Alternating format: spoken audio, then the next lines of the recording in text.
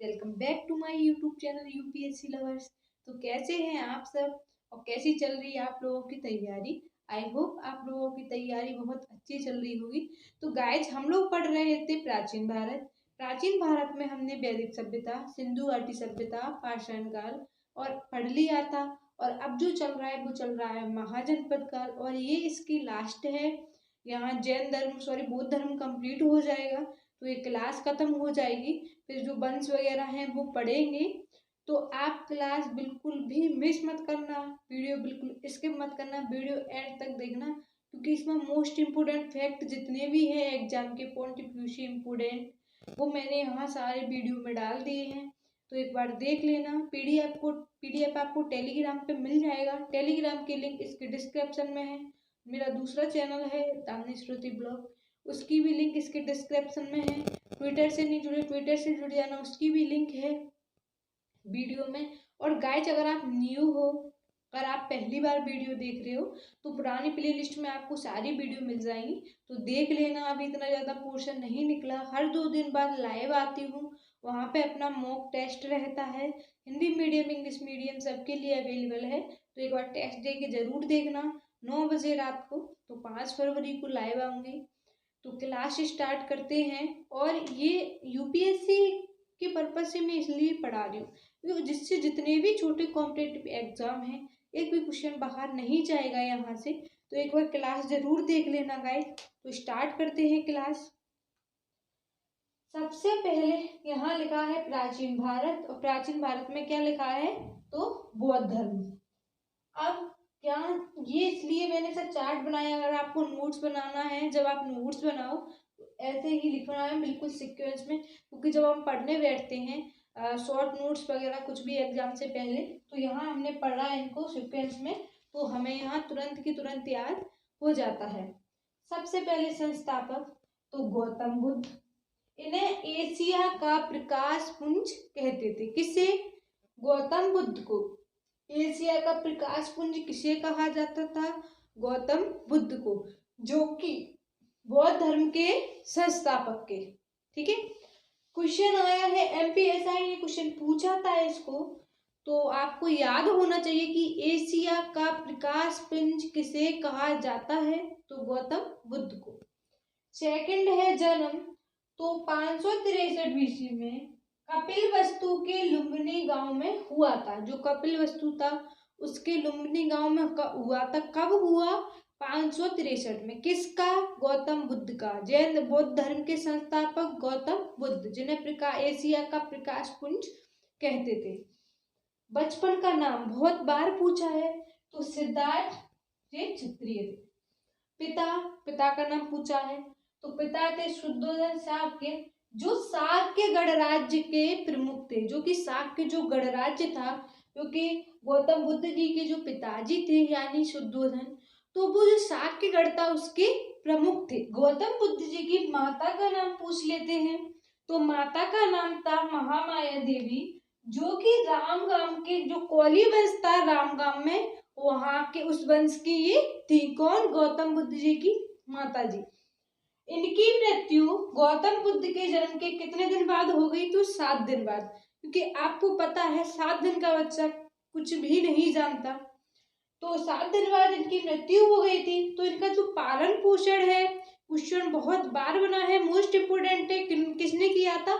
तो उनकी मौसी कह लो, चाची कह लो, उन्होंने किया था। नाम था प्रजापति गौतमी, जिसने बुद्ध जी का पालन पोषण किया था। क्वेश्चन बना है विवाह, यानी कि जो इनकी पत्नी थी तो यशोधरा। इनके और अन्य नाम थे बिंबा, भद्दकचना, और इन्हें गोपा भी कहते थे। किनको? गौतम बुद्ध जी की पत्नी को। पुत्र था, तो पुत्र का नाम था राहुल। एक बार इंट्रोडक्शन रिपीट कर ही दे रही हूँ। संस्थापक गौतम बुद्ध, इन्हें एशिया का प्रकाश पुंज कहते थे। जन्म 563 ईसा पूर्व में कपिलवस्तु का जो लुम्बिनी गांव था वहां पे हुआ था। बचपन का नाम सिद्धार्थ था, क्षत्रिय थे। पिता शुद्धोधन शाक्य, जो गणराज्य था उसके प्रमुख थे। माता महामाया, जो रामगाम के कोली वंश से थी। और इनका मतलब इनके जन्म के, गौतम बुद्ध के जन्म के 7वें दिन इनकी मृत्यु हो गई 7 दिन बाद। इनका पालन पोषण पूरा, जिनको पाला तो मौसी या चाची प्रजापति गौतमी ने इनका पालन पोषण किया। विवाह यशोधरा इनकी पत्नी का नाम था, जिन्हें बिंबा, वटकच्छना और गोपा भी कहते थे। इनके पुत्र का नाम राहुल था। तो यहाँ हमने ये पढ़ लिया। गाइस यहाँ से आप मेरा यकीन मानिए कम से कम 2 क्वेश्चन बिल्कुल बनते हैं, ये मान के चलिए आप एग्जाम में, क्योंकि हर किसी को ये याद नहीं रहते। ये भी नाम आ सकता है, ये भी आ सकता है, ये भी। तो आपको रिपीट इसीलिए मैंने यहाँ में छोड़ती, मेरी आदत है मैं एक भी पॉइंट नहीं छोड़ती। तो आप ये जो नाम है बिल्कुल दिमाग में बिठा लेना। जैसे ही आप गौतम बुद्ध की पत्नी का नाम यशोधरा लिखो, कॉमा लगा के ब्रैकेट में ये 3 नाम और ऐड कर देना वहां पे। अब है कि सिद्धार्थ ने नगर भ्रमण के दौरान 4 दृश्य देखे। वो दृश्य कौन कौन से थे? क्वेश्चन पूछा गया है, आपको भी पता है। तो दृश्य कौन कौन से थे? सिद्धार्थ ने देखा, सिद्धार्थ यानी गौतम बुद्ध, इनके बचपन का नाम था। सबसे पहले इन्होंने देखा बूढ़ा व्यक्ति। जब ये भ्रमण के लिए निकले तो इन्हें सबसे पहले बुजुर्ग यानी कि बूढ़ा व्यक्ति दिखा। फिर दूसरे नंबर पे इन्होंने देखा बीमार व्यक्ति। फिर ये देखते हैं बीमार। फिर इन्होंने देखा शव यानी मरे हुए व्यक्ति का इन्होंने शव देखा।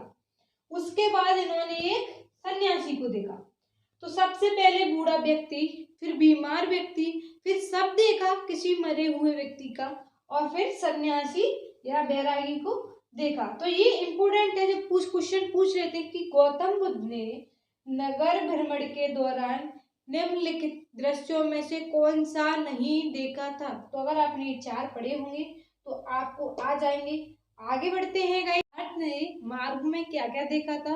तो बूढ़ा व्यक्ति, रोगी, एक सन्यासी और एक व्यक्ति का शव देखा था, जिन्हें देखकर जो गौतम बुद्ध जी थे यानी सिद्धार्थ, जिन्हें देखकर सिद्धार्थ के मन में वैराग्य उत्पन्न हो गया। तो क्वेश्चन बन गया आपका यही कि वैराग्य उनके मन में कब उत्पन्न हुआ? तो जो उन्होंने जो 4 चीजें देखी थी उनको देखकर उनके मन में वैराग्य उत्पन्न हुआ था। किसके मन में?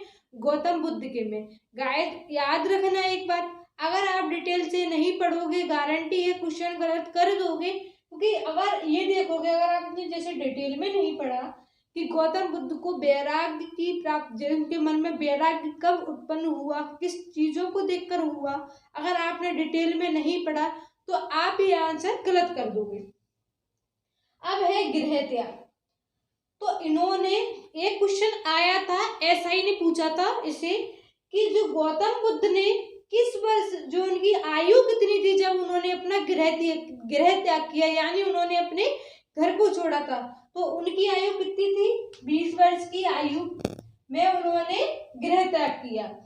बुद्ध धर्म में गृह त्याग को महाविनिष्क्रमण कहा गया है। जो गृह त्याग है उसको महाविनिष्क्रमण कहा गया है। किसमें? बौद्ध धर्म में। गृह त्याग करने के पश्चात सिद्धार्थ कहाँ गए?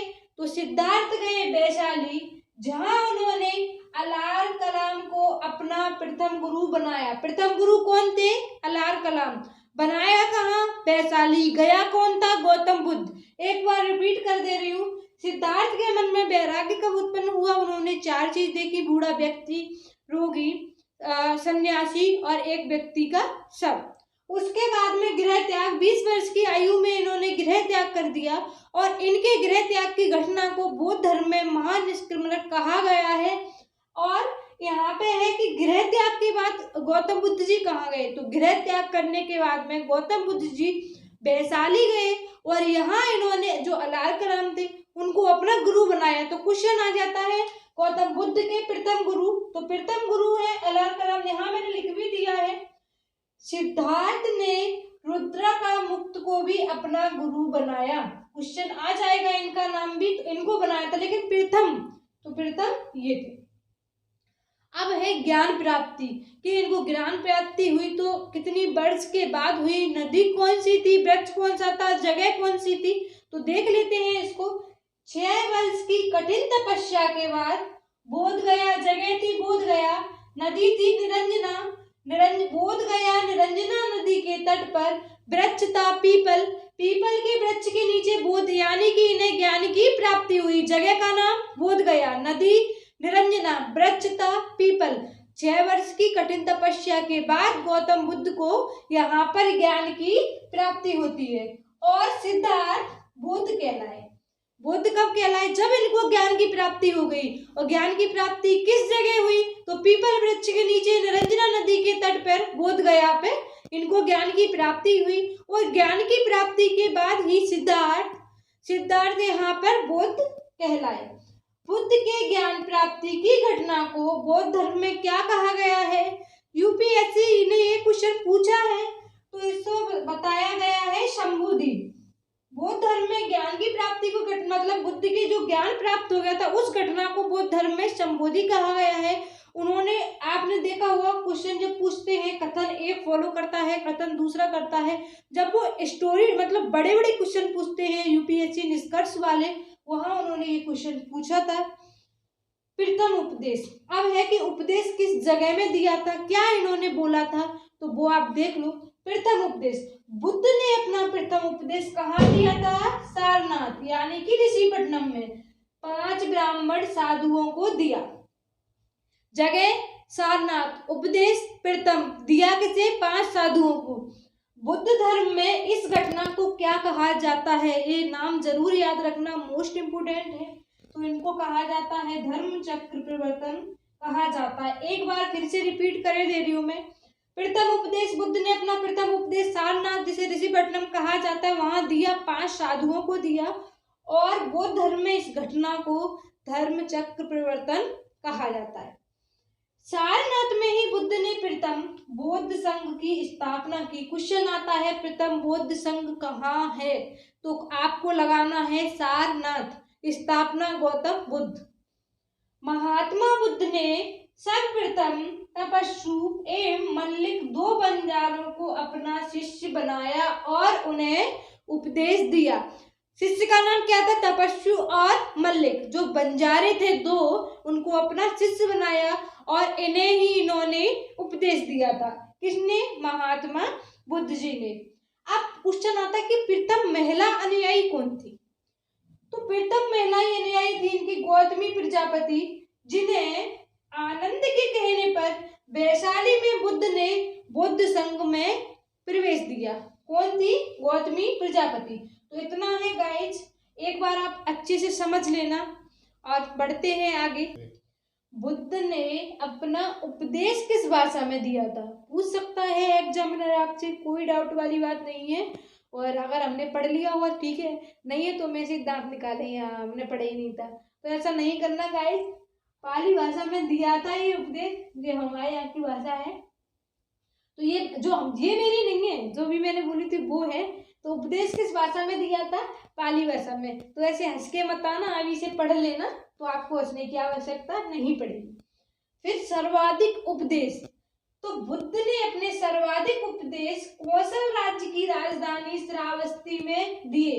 डिटेल क्यों बताई? चाहती डायरेक्ट लिख देती श्रावस्ती, लेकिन ऐसा नहीं। उससे क्या हो जाता कि कभी कभी क्वेश्चन आ जाता है कौशल राज्य में, ये भी आ सकता है कौशल राज्य में उपदेश दिए, लेकिन राजधानी कहाँ की थी? श्रावस्ती राजधानी कौशल राज्य की। तो ये आपको आना चाहिए। और यहीं पर उनके सर्वाधिक उपदेश भी बने थे। कहाँ? श्रावस्ती में। अब क्वेश्चन आता है कि अंतिम उपदेश कहाँ दिया? तो अंतिम उपदेश सुभद्र नामक परिव्राजक को इन्होंने दिया था। किसने दिया? गौतम बुद्ध ने। किसने? गौतम बुद्ध ने। पढ़ा है तो ठीक है, वरना यही नहीं पता, हमें नहीं पता, किसी ने दिया होगा, तुक्का लगा के आ रहे हैं और रिजल्ट देखा बैठे चुपचाप, फिर से भरो फार्म। तो ऐसा नहीं करना। उपदेश दिया है परिवार सुभद्र नामक परिव्राजक को, अंतिम उपदेश दिया था गौतम बुद्ध ने। अब है मृत्यु, कि गौतम बुद्ध की मृत्यु कब हुई? तो बुद्ध की मृत्यु 80 वर्ष की अवस्था में 483 ईसा पूर्व कुशीनगर हमारा आता है उत्तर प्रदेश राज्य में। मल्लों की राजधानी भी थी कुशीनगर में हुई। और बुद्ध की मृत्यु जो चुंद सुनार था, जो चुंद नामक व्यक्ति की जहाँ हुई थी, उन्होंने यहाँ भोजन ग्रहण किया था, ऐसा कहा जाता है। बुद्ध की मृत्यु को क्या कहा जाता है? क्वेश्चन में आ जाता है। तो तो महापरिनिर्वाण कहा जाता है किसे? बुद्ध की मृत्यु को। अब कुछ बौद्ध सम्मेलन और बौद्ध समिति देख लेते हैं। तो प्रथम सम्मेलन 483, स्थान था राजगृह की सप्तकर्णी गुफा, सप्तकर्णी है। शासक था अजातशत्रु। ठीक है, ऐसे ही आपको नोट्स बनाने हैं, जैसे चाहो स्क्रीनशॉट ले सकते हो, नहीं तो मैं पीडीएफ डाल ही देती हूँ टेलीग्राम पे। तो पहले बताओ, सबसे पहले सम्मेलन 483, स्थान राजगृह की सप्तकर्णी गुफा, शासक अजातशत्रु और अध्यक्ष थे महाकश्यप। महत्वपूर्ण क्या था? तो सुत्त पिटक का संकलन हुआ, एक था सुत्त पिटक, दूसरा था विनय पिटक। तो संकलन जो सुत्त पिटक था उसका संकलन आनंद ने किया और विनय पिटक का संकलन उबाली ने किया। अब है दूसरा सम्मेलन, तो वो हुआ था 383 ईसा पूर्व। स्थान था वैशाली, शासक था कालाशोक और अध्यक्ष कौन था? तो अध्यक्ष था शवाकामी। इस पर महत्वपूर्ण कार्य क्या हुए थे? तो बौद्ध संघ दो भागों में बटा, एक तो स्थापित, दूसरा था महासंदिग्ध। तो गाइज ये आपको इसमें कुछ भी नहीं छोड़ना, क्योंकि हमेशा पूछ लेता है। और ये जो हमारा है 3 मार्कर में आ जाता है प्रथम सम्मेलन। तो प्रथम सम्मेलन में हमें सम्मेलन की डेट, स्थान, शासक, अध्यक्ष और महत्वपूर्ण करके हमने जल्दी से लिखा, तो हमें एग्जामिनर अच्छे मार्क्स दे देगा।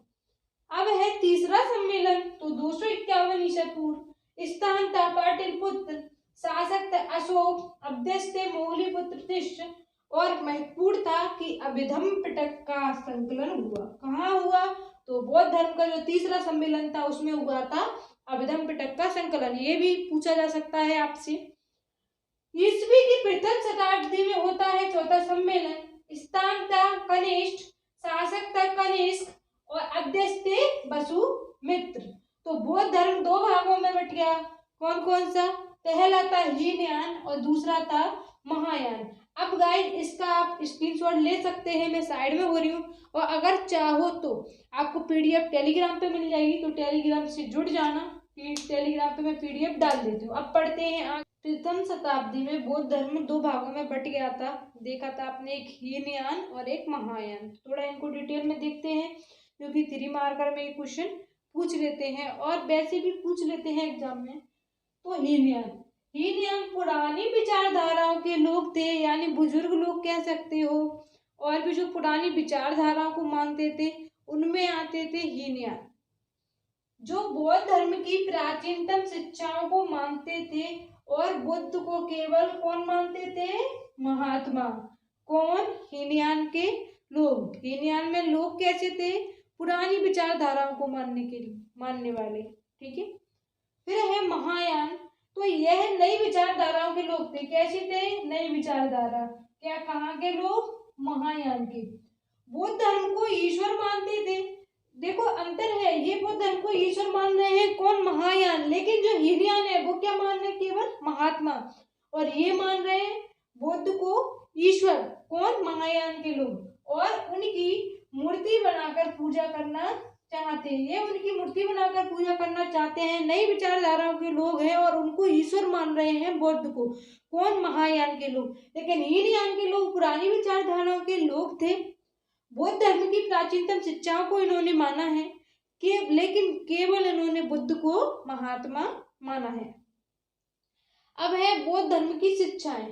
तो पहली है बुद्ध, दूसरी धम्म यानी कि धर्म, और तीसरी संघ। ये है बौद्ध धर्म की 3 शिक्षाएं, बौद्ध धर्म संघ। क्वेश्चन बहुत बार आ चुका है। अब बुद्ध धर्म के 4 आर्य सत्य कौन कौन से थे? नाम आना चाहिए। पहला है दुख, दूसरा है दुख समुदाय यानी कि दुख का कारण, तीसरा है दुख निरोध यानी कि दुख का उपाय, चौथा है दुख निरोध गामिनी प्रतिपदा। तो ये है 4 बौद्ध धर्म के आर्य सत्य। अब दुख निरोध गामिनी प्रतिपदा को मध्यम मार्ग या अष्टांगिक मार्ग भी कहा जाता है। किसे? बुद्ध धर्म का चौथा आर्य सत्य कौन? दुख निरोध गामिनी प्रतिपदा को अष्टांगिक मार्ग या मध्यम मार्ग भी कहा जाता है।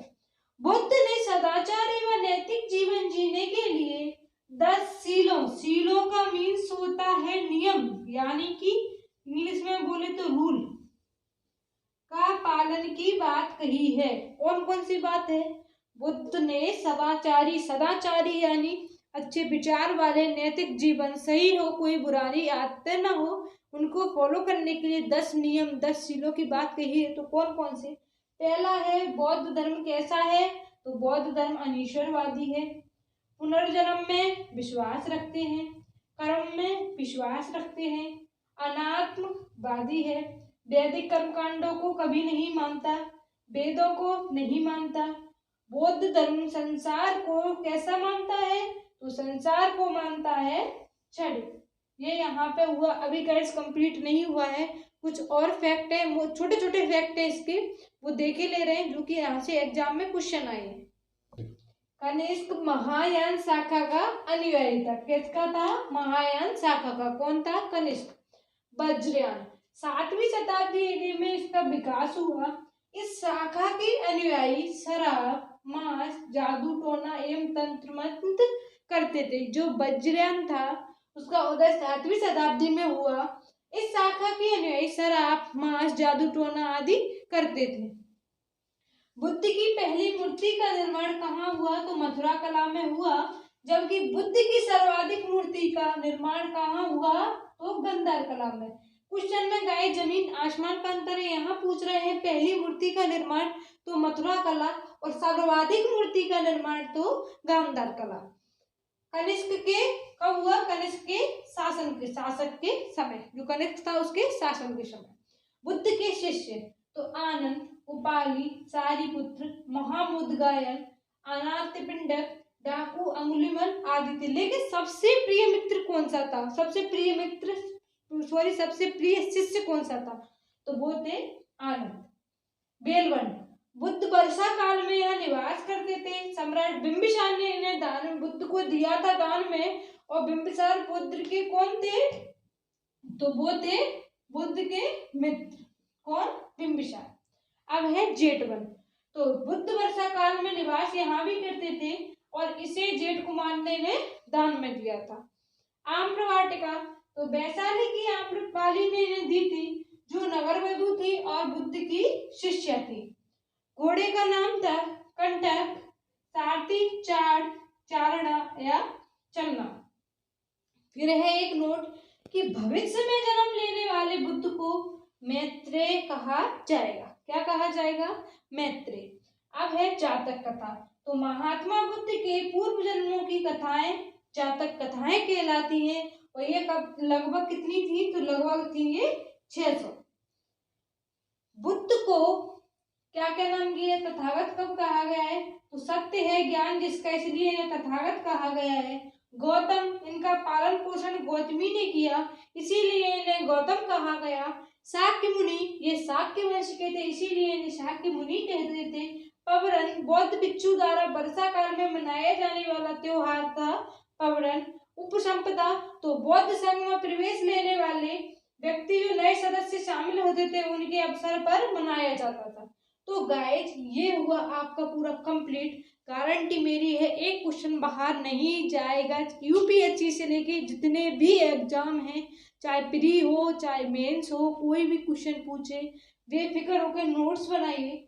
लिखना है लिखो, और टेलीग्राम पे पीडीएफ में डाल देती हूँ, लेकिन फिर भी आप ये देख लेना गाइस, क्योंकि ये मेरी मेहनत है।